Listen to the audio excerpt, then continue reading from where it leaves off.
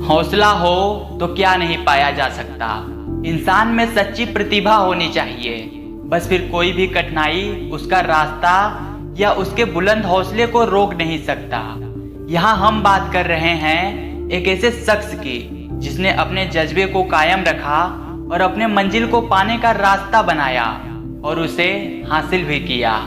श्रीकांत बोला, जो बचपन से ही अंधे हैं, आज 50 करोड़ रुपए की consumer food packaging company wallet industry के सीईओ के पद पे नियुक्त हैं। उन्होंने यह कंज्यूमर फूड पैकेजिंग कंपनी बनाकर कई लोगों के लिए एक मिसाल प्रेरणा है।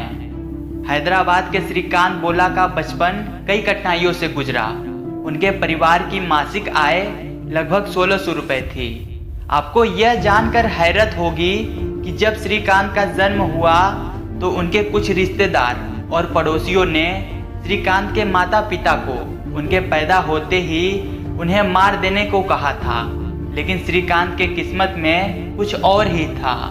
किस्मत भी उन्हीं का साथ देती है जो खुद पर भरोसा और अपनी मेहनत से कुछ कर दिखाने का दम रखते हैं। श्रीकांत बचपन से ही पढ़ने में तेज थे। परिवार की आर्थिक स्थिति ठीक न होने के बावजूद श्रीकांत ने 10वीं अच्छे अंकों से उत्तीर्ण की। उनकी मुश्किलें यहीं खत्म नहीं हुई। वह 10वीं के बाद साइंस पढ़ना चाहते थे, लेकिन उनके अंधे होने के कारण उन्हें इसकी इजाजत नहीं मिली। श्रीकांत भी कहाँ हार मानने वाले में से थे।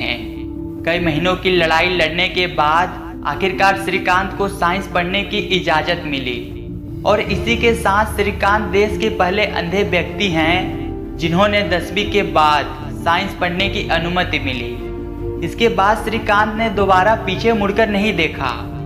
श्रीकांत को अपनी स्कूली पढ़ाई पूरी करते ही अमेरिका के मैसाचुसेट्स प्रौद्योगिकी संस्था MIT में प्रवेश मिला। इसी के साथ ही श्रीकांत देश के पहले ऐसे अंधे विद्यार्थी बने जिन्होंने MIT से शिक्षा प्राप्त की।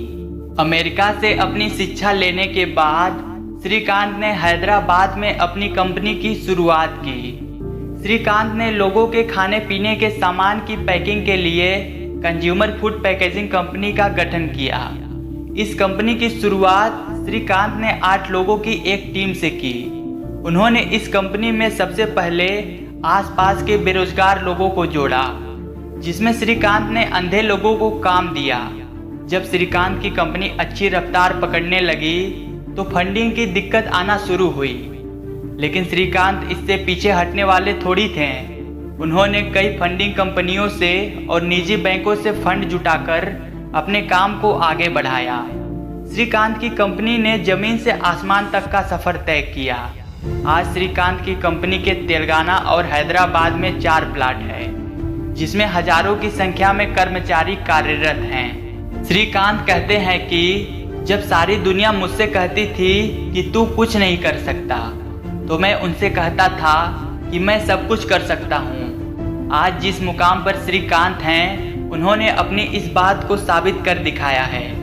श्रीकांत कहते हैं कि अगर आपको अपनी ज़िंदगी की जंग जीतनी है तो सबसे बुरे समय में धैर्य बनाकर रखने से सफलता जरूर मिलेगी।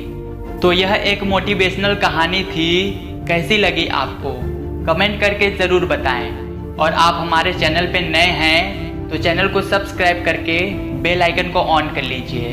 फिर मिलते हैं नेक्स्ट वीडियो में।